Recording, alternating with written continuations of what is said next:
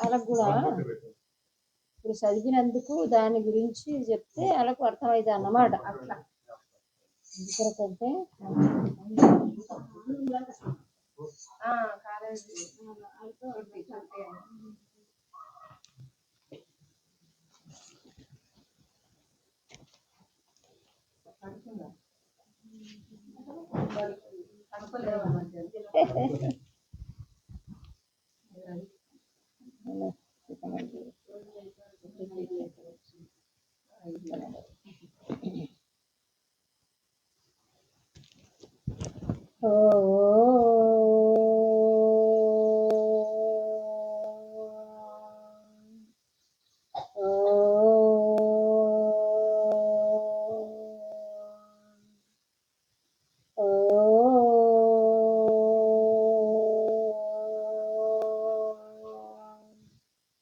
सत्यानंद स्वरूपाय बोधैक सुखकारिणे नमो वेदांत वेद्याय गुरवे बुद्धिसाक्षिणे ओम श्री गुरुभ्यो नमः.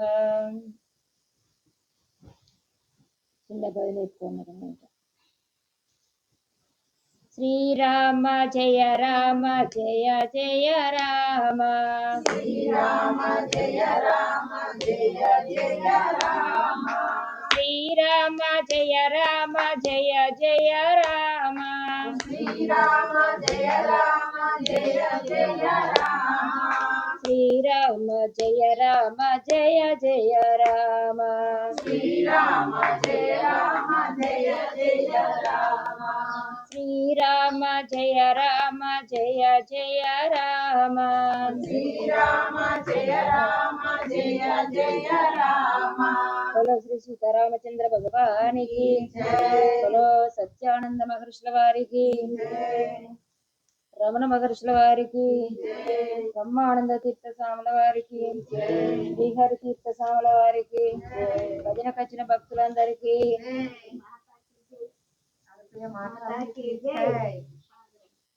మనం ఇప్పుడు పారాయణం చేసుకున్నటువంటిది 12వ అధ్యాయం.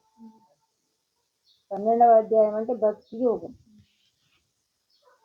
ఎవరు భగవద్గీతను నేర్చుకోవాలన్నా నేర్పించాలన్నా ఈ 12వ అధ్యాయాన్ని ఒకటి నేర్పిస్తారు.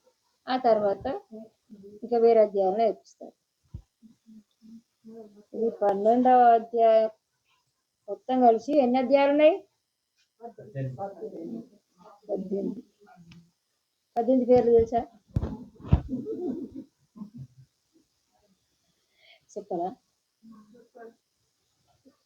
అర్జున విషాద యోగము, సాంఖ్య యోగము, అన్ని యోగాలు, కర్మయోగము, జ్ఞాన యోగం, కర్మ సన్యాస యోగం, ఆత్మ సంయమ యోగం, జ్ఞాన విజ్ఞాన యోగము, అక్షర పరబ్రహ్మ యోగం, రాజవిద్య రాజగుహ్య యోగం, విభూతి యోగము, విశ్వరూప సందర్శన యోగము, భక్తి యోగము, గుణత్రయ విభాగ క్షేత్రజ్ఞ విభాగ యోగము, గుణత్రయ విభాగ యోగము, పురుషోత్తమ ప్రాప్తి యోగము, దైవాసుర సంపద్ విభాగ యోగము, శ్రద్ధాత్రయ విభాగ యోగము, మోక్ష సన్యాస యోగం. 18 అధ్యాయాలకు 18 పేర్లు. అందులో దీన్ని 3 భాగాలు విభజించారు. భగవద్గీత 3 భాగాలకు 3 షట్కాలు. షట్కం అంటే 6 అన్నమాట. అధ్యాయానికి 6 అధ్యాయాలు ఉంటాయి. షట్కం 6 అధ్యాయాలు ఒక షట్కం. అయితే అందుకే ఎక్కడైనా పెద్ద పెద్ద కార్యక్రమాలు జరిగిన దగ్గర ఒక్కరోజు భగవద్గీత టైం బాగా పడుతుంది అని 3 షట్కాలుగా 3 రోజులు చదువుతాం. సంపూర్ణ అయిపోతుంది. 18 అధ్యాయాలకు 6 షట్కాలు, 3 షట్కాలు. అయితే మొట్టమొదటి 6 అధ్యాయాలు కర్మ షట్కం. ఇప్పుడు ఈ మధ్య 7 నుంచి 12వ అధ్యాయం భక్తి షట్కం, 13 నుంచి 18వ అధ్యాయం కాడికి ఏం శతకం అంటే జ్ఞాన శతకం. అంటే ఇక్కడ నుంచి జ్ఞానాన్ని బోధించాడని. కానీ అన్ని అధ్యాయాలలో జ్ఞానం, అన్ని అధ్యాయాలలో ఉంది. ఇక్కడ అర్జునుడి ప్రశ్నతో మొట్టమొదట ప్రారంభమైంది అధ్యాయం. అర్జునుడి ప్రశ్న అంటే అర్జునుడు అడుగుతూ ఉంటే, సరే యుద్ధము, భారత యుద్ధం జరిగింది ఎన్ని రోజులు అంటే తెలిసింది అందరికి 18 రోజులు. మరి భగవద్గీత ఎన్ని రోజులు చెప్పాడు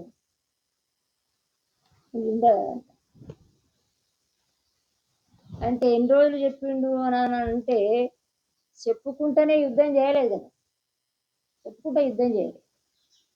చివరి అధ్యాయంలో ఎప్పుడు చెప్పాడంటే 18వ అధ్యాయంలో నష్టోమోహ స్మృతిర్లబ్ధ తత్ప్రసదాన్మయచ్యుత అతోస్మి గత సందేహ కరిష్యే వచనం తవాని. అయ్యా ఇప్పుడు నా మోహం నశించింది. చివరి అధ్యాయంలో ఇప్పుడు నా మోహం నశించింది, ఇప్పుడు నువ్వు ఏది చెప్తే నేను అది చేయగలను ఇంకప్పుడు అన్నది. అంటే అప్పటిదాకా కూడా యుద్ధము మొదలు కాలేదు. అంటే 18 అధ్యాయాలు చెప్పిన తర్వాతనే యుద్ధం స్టార్ట్ అయింది.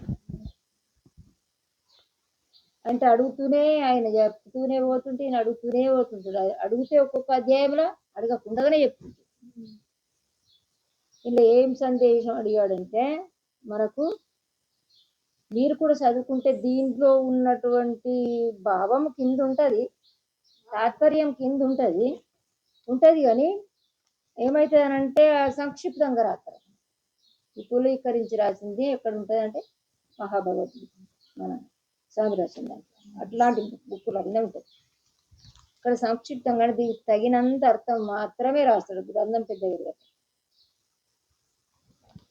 ఏమంటున్నాడంటే, భక్తులు అంటే అందరూ భక్తులే. భక్తి హనుమాన్ భక్తుడు, అయ్యప్ప భక్తుడు, సాయిబాబా భక్తుడు, ఏ దేవుని భక్తి పట్టినా భక్తుడు, గురు భక్తి పట్టినా భక్తుడు. కంటే గురు భక్తికి ఈ దీక్షలల్లో పట్టే భక్తికి చాలా తేడా. ఎందుకు తేడా అంటే, వాడు ఎప్పుడు 41 రోజులు ఉండిద్దో, ఎప్పుడు నేను వాడేటి వాడతానో అని ఆ వాటి విన్నే ఉంటుంది. కానీ ఈ గురు భక్తుడు అయినటువంటి వానికి ఏముంటుంది అంటే, నేను త్యాగం చేసినా, నేను గురుకు అర్పించిన కథం, నాకు అవసరం లేదు, నేను ఉండిపోతున్నానే వీళ్ళకు ఉంటుంది అనమాట. అందుకొరకు ఆయన 40 రోజులైనా 20 రోజులైనా నిగ్రహ శక్తిని అయితే కాపాడుతుంది. వీడి పట్టరు, ఆకులు వేసుకోరు, ఈ కొన్ని వ్యసనాలను కాపాడుతున్నారు.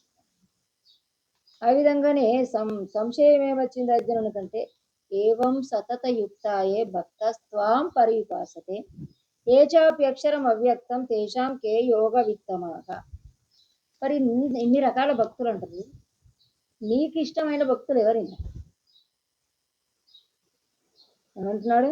ఈ విధంగా సాకార రూపుడగు నీయందు సర్వదా మనస్సును నిశ్చలముగా నుంచి ఉపాసించుచున్నారు. మరికొందరు సర్వేంద్రియముల అగోచరుడగు అక్షర పరబ్రహ్మ ధ్యానించుచున్నారు. ఈ 2 శ్రేణులకు సంబంధించిన వారలలో యోగ విధులు ఎవరు అంటే, యోగమును గురించి తెలిసినటువంటి వారు ఎవరు అని అడుగుతున్నాడు అర్జునుడు.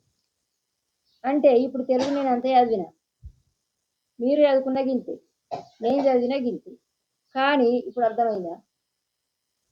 కాలేదు. ఎందుకు కాలేదంటే, ఇక్కడ ఒక్కొక్క పదాన్ని గురించి అది ఉన్నట్టే రాస్తారన్నమాట. దానికి అందున్నట్టు రాసే వరకల్లా మనకు తెలియదు. సాకార రూపుడు అంటే ఎవరు? ఇక్కడ సాకారం అంటే కూరగాయలు తింటోళ్ళేమో అని అనిపిస్తుంది. అట్లా సాకారం అంటే కనిపించేటువంటి విగ్రహానికి పూజించేవాడిని సాకారుడు అంటే. విగ్రహ పూజలు చేస్తూ ఉంటారు చూడు, వాళ్ళను సాకార పూజ అంటే కనిపించేది. సాకారము నిరాకారం అని రెండు ఉన్నాయి. భగవద్గీతలో ఉన్నాయి, గురువు దగ్గర ఉన్నాయి. ద్వైతము అద్వైతం అని రెండు ఉన్నాయి. ద్వైతం అని అంటేనేమో విడిపోయి, అద్వైతము అని అంటేనేమో పట్టుకోండి కలిసి ఉండే.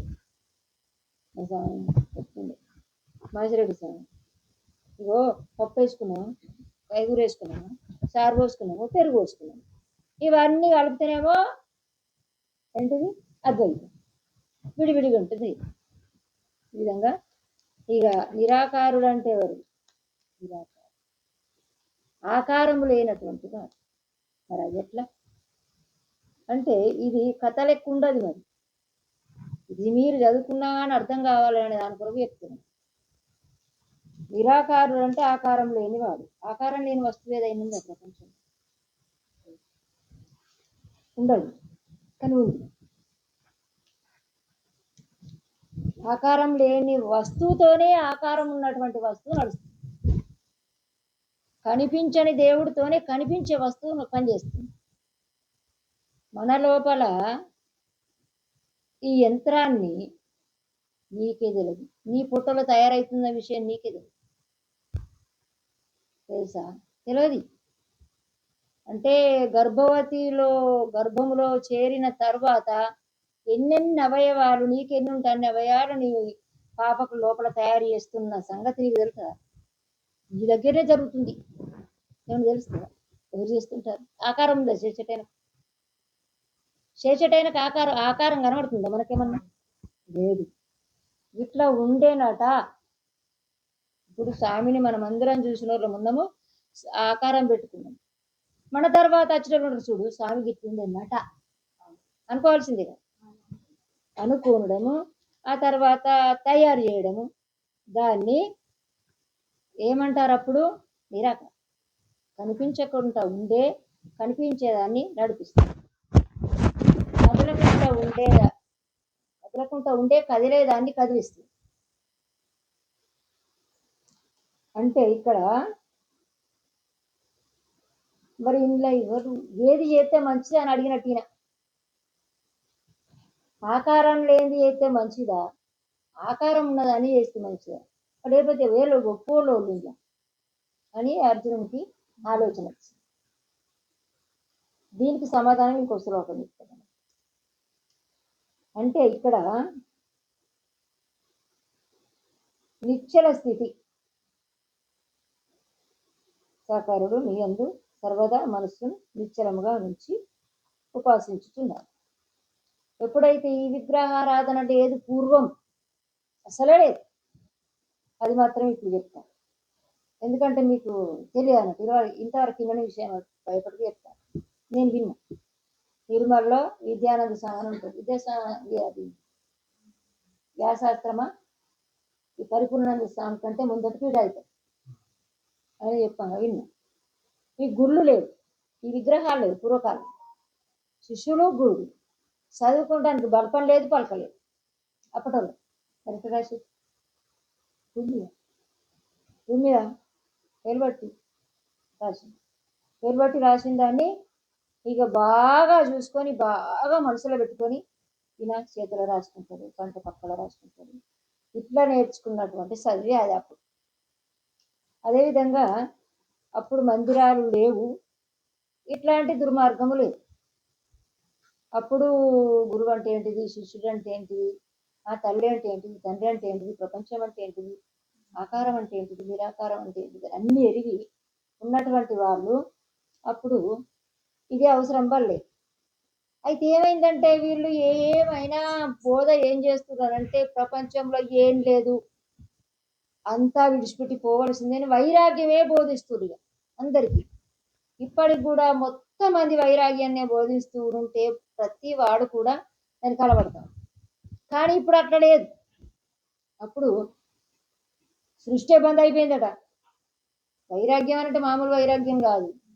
భార్య అంటే భార్య తిరుగుసులు లేదు, భార్య భర్తల ప్రేమలు లేవు, కలయికలు లేవు, అందరికి వైరాగ్యం పట్టుకున్నది. అటువంటి టైంలో గమ్మతి కొడతలేదు ఎవరికి, బ్రహ్మదేవుని మంచిగా అనిపించలేదు. ఇప్పుడు ఆయుష్ 100 సంవత్సరాలు మనకు నిర్ణయించింది. ఆ తర్వాత బతకాలని ఆశ ఉంది, ఇంకో 100 సంవత్సరాలు ఇచ్చాడు, అప్పుడు దుఃఖం అవుతుంది. ఎందుకో కోరుకుంటే ఈ 100 సంవత్సరాలు ఎట్లా బతకాలని దుఃఖం అవుతుంది. అట్లనే సృష్టి క్రమం ఆగిపోయిన తర్వాత గమ్మదనిపించక మళ్ళీ అప్పుడు శృంగారం రాసింది. అప్పుడు శృంగారం అంటే ఏంటి తెలుసు కదా మీకు. స్త్రీ అవయవాలను వర్ణిస్తూ పురుషుడు కరిగిపోయేటట్టు రాసిందట. రాసిన తర్వాత ఇక వీడు కరిగిపోయిందంటే కదులకుండా అయిపోయింది. కరిగిపోయిందంటే నిగ్రహానికి వస్తలేడు ఇప్పుడు.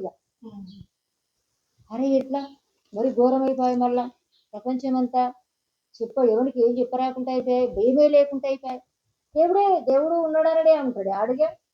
ఏ భయం లేకుండా అయిన తర్వాత ఇంకేం చేస్తే అనుకొస్తుందని అప్పుడు ఆలోచించి ఋషులు మందిరాలు పెట్టారు.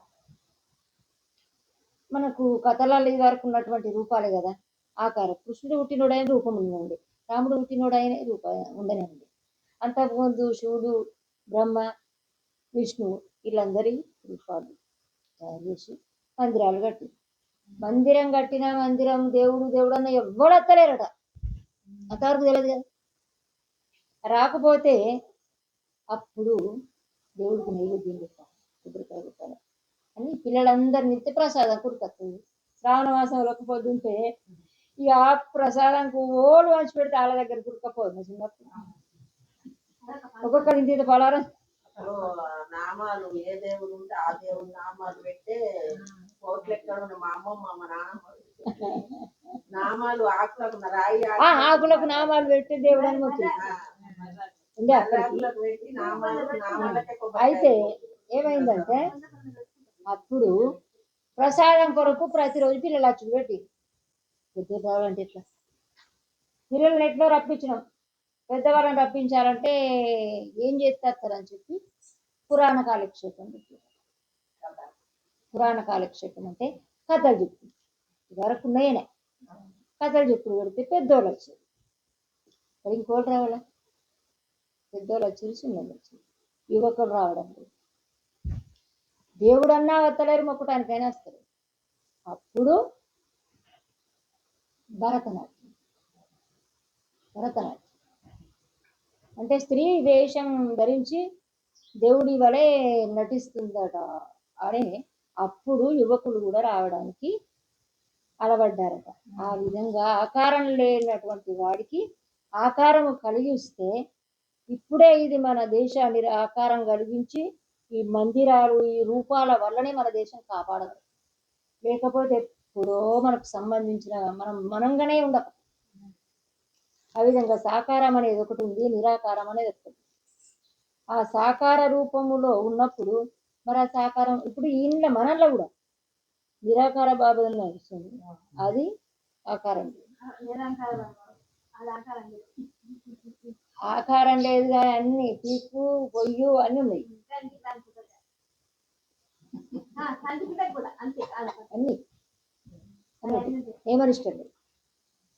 సరే ఇంకోటి ఏంది అని అంటే రాజస్థాన్ ఆకారం లేని అన్ని ఉన్నాయి. మరి దీపం ముట్టించలేదు ఇవన్నీ పిసా అనుకుంటారు వాళ్ళు. పిసా అనుకుంటే ఋషులు మనకు చెప్పింది ఏంటంటే ఎవరింట్లో అయితే దీపం వెలుగుతుందో ఆ దీపంలో ఉన్నటువంటి శక్తి ఏంటంటే ఇక్కడ మన ఇంటి లోపల అనారోగ్యానికి సంబంధించినటువంటి కింసంహుడు దాన్ని కాల్చివేసే శక్తి ఉంది దీపాన్ని, వెలిగే దీపాన్ని. అందుకు దీపం పెట్టుకోండి. తర్వాత ఆర్తికపురం ఎందుకు ఆరతీయాలని దేవుడి కొరద్దాలి. దేవుడు కార్తీకపురం వాసన చూడాలని ఇష్టం. నిరాకారుడే ఆయన, మనం ఆకారం పెట్టుకున్నాం అని మన ఆరోగ్యం ప్రతిదీ మన కొరకు. మళ్ళీ ఈ దేవుడి విగ్రహాల గడుగుడు, దేవుడి పూలు తెంపుడు, దేవుడికి పూలు అల్లుడు, ఇన్ని గంటల సేపు నీ మనసు నిగ్రహింపబడుతుంది. ఎందుకంటే ఇంకా ఇతర విషయాలు చెప్పినానుకో చికాకు అవుతుంది. అరే నేను అన్ని దేవుళ్ళ వాడికి ఇంత మంచి పూజ చేసుకుంటే అక్కడ తెచ్చి ఎక్కడ చెప్తున్నాను అనే అనమాట. అంతసేపు అయినా నీకు నిగ్రహం కలగడానికే విగ్రహం. వల్ల నిరాకారంగా నీవేంటిదో తెలుసుకోవడానికే విగ్రహం. అందువల్ల ఏ విధంగా అయితే విగ్రహం కదలకుండా ఉంటుందో ఆ విగ్రహాలలో నిమిడీకృతం అయినప్పుడు కదలదు, నీ మనసు కూడా కదలదు. అది అరవరుసుకో, నువ్వు ఇంత ఇంత పెంచుకో అని. అయితే కొంతమంది అయితే ఏం చేస్తారనంటే ముక్కుకొక్క బొట్టు, మూతికొక్క బొట్టు, గదికొక్క బొట్టు, పక్కకొక్క బొట్టు, ఈడొక్క బొట్టు, ఇవన్నీ బొట్లే పెడతారు ఫోటోలకు. నువ్వేమో ఒక కాడ పెట్టుకొని అందంగా ఉంటావు, దేవుడికి పేరు పెడతావు. దేవుడి ఇక పసుపు పోసుడే కాదు, ఇక కుంకుమ పోసుడే కాదు, గట్టి అన్నట్టు ప్రేమ అన్నట్టు. కాళ్ళ కాడ పెట్టాలి, ఏది పెట్టి ముఖం కనబడకుండా, మూతి కనబడకుండా, మొక్కుదామంటే చూడబుద్ధి కాకుండా అంత అవుతారు. ఎందుకు వస్తారంటే ఇప్పుడు సప్పు వేరు బాగుంది, పూజ చేసుకోరు, ఇక్కడ పోసుకొని దానికి చెప్పరు, అట్లా పోయేది. మరి ప్రగతిలో ఉన్నటువంటి మందిరాలు పోతారా?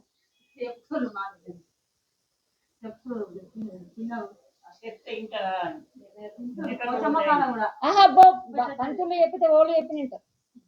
అక్కడ పంతులు ఎక్కడ ఉంటారు? పోషణ కాదు ఇంటారమ్మా, ఇంటారు కానీ వాళ్ళు చెప్పరు.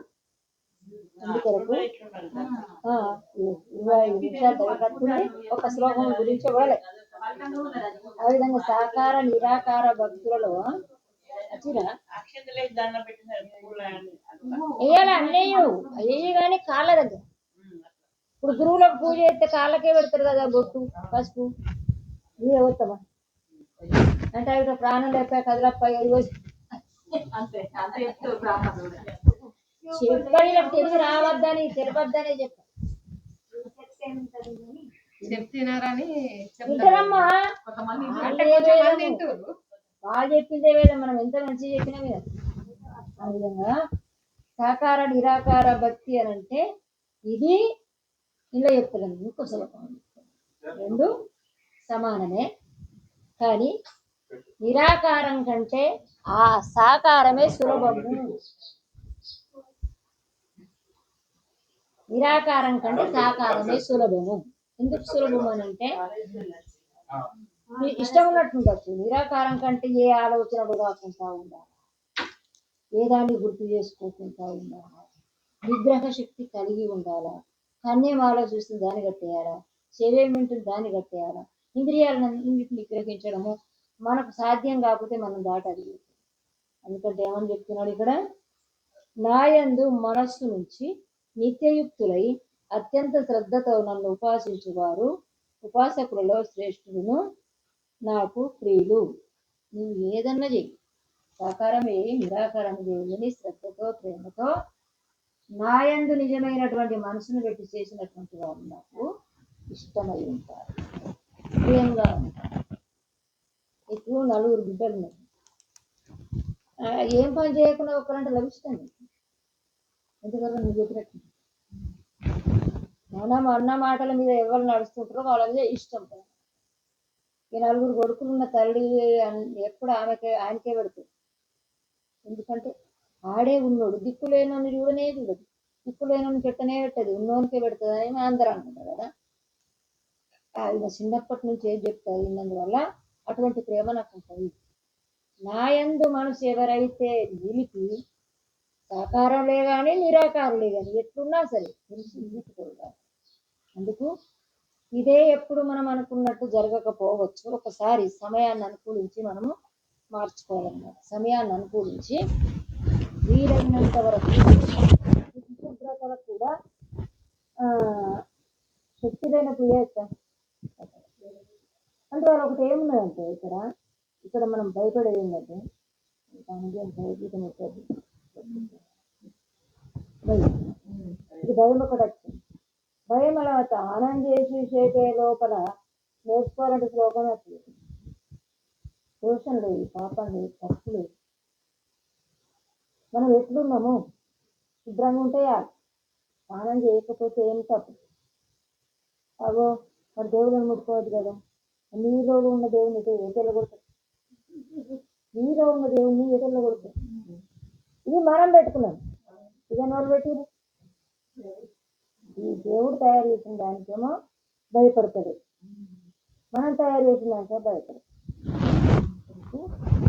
పరమాత్మ చెప్పింది ఏంటంటే ఈ భజన కార్యక్రమం ద్వారా భజన వేయంగానే వాళ్ళకు అచ్చం భజనకే అవుతారు చూడు, ఎటంటే అటు భజనకే అవుతుంది వాళ్ళు.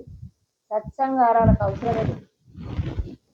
కానీ ఇది అలవాటైన వాళ్ళకి ఏమనిపిస్తుంది, అటు భజన చేస్తే ఇలా చెప్పి వాళ్ళు మాటలు చెప్పకపోయారు, ఏం చెప్పకపోయారు, ఎవరు చెప్పినట్టు అనేందుకు ఈరోజు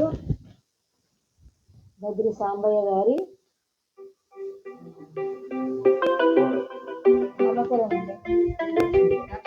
లక్ష్మీబాయి పుత్రుడైన శ్రీనివాస్ గారు, మమత గారు, చందన వారందరికీ భగవంతుని అనుగ్రహం ఉండాలని, గురుదేవుడు ఎప్పటికీ ఈ విధంగా ఆనందంగా ఆరోగ్యంగా ఉంచగలిగితే ఇట్లాంటి కార్యక్రమాలు ఎన్నో చేయగలుగుతారు. హరి ఓం తత్సత్.